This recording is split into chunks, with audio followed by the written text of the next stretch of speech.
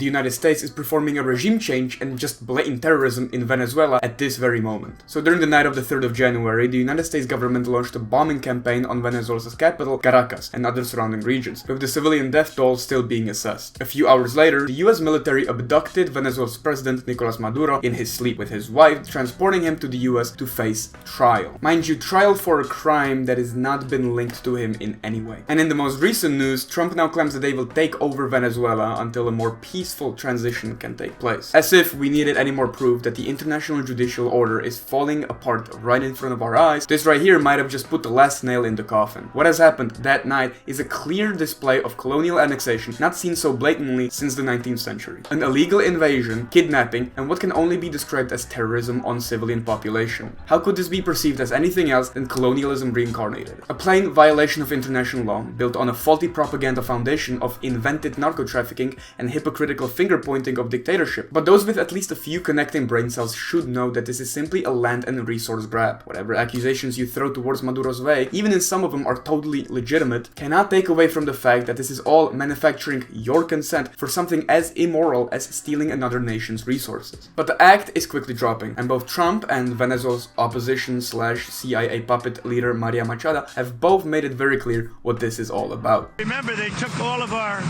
energy rights, they took all of our oil, and we want it back, but they took it. Amazing, super exciting for me.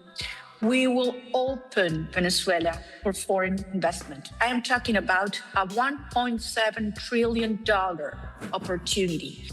Oil, and more oil. As the world's largest oil reserves possessor, Venezuela's political and economic sovereignty is a threat to Western capital, just like Iraq was 20 years ago. A government deciding its own path with its own resources will never be permitted by the international forces of capital. Profits is the name of the game, and under capitalism, that is all that matters. The hypocrisy is also astounding. We've already known this from how the West treated Gaza compared to Ukraine, but the fact that the US can perform a blatant regime change right in front of our eyes and only get mild pushback by European leaders, well, I want to establish the facts first. Only shows you that imperialism is totally okay as long as we do it. Just last year, in 2025, the US bombed 7 countries in total: Iran, Iraq, Syria, Nigeria, Yemen, Somalia, and now Venezuela. Not to mention their direct participation in the Gazan genocide. The hypocrisy is there as visible proof of an outdated propaganda machine that attempts to moralize and convince you that the West are the moral and democratic ones, while the barbarian Russians and Chinese and all the other rival countries want to kill us all. But we know that the machine only exists to manufacture your consent and hide what this is really clearly all about.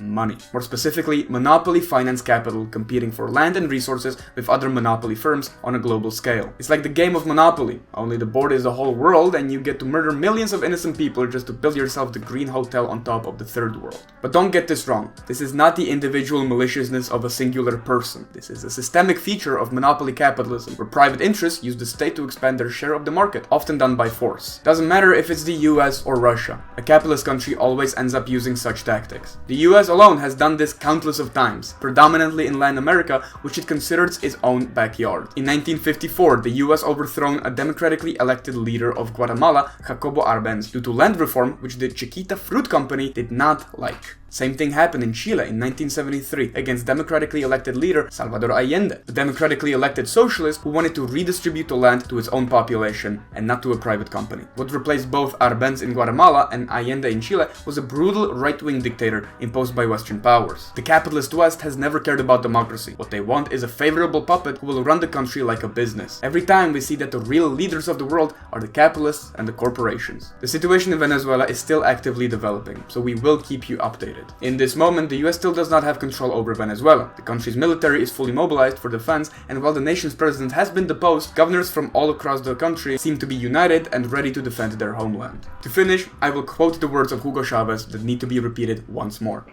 Váyanse al carajo, yanquis de mierda. ¡Que aquí hay un pueblo digno! ¡Váyanse al carajo 100 veces!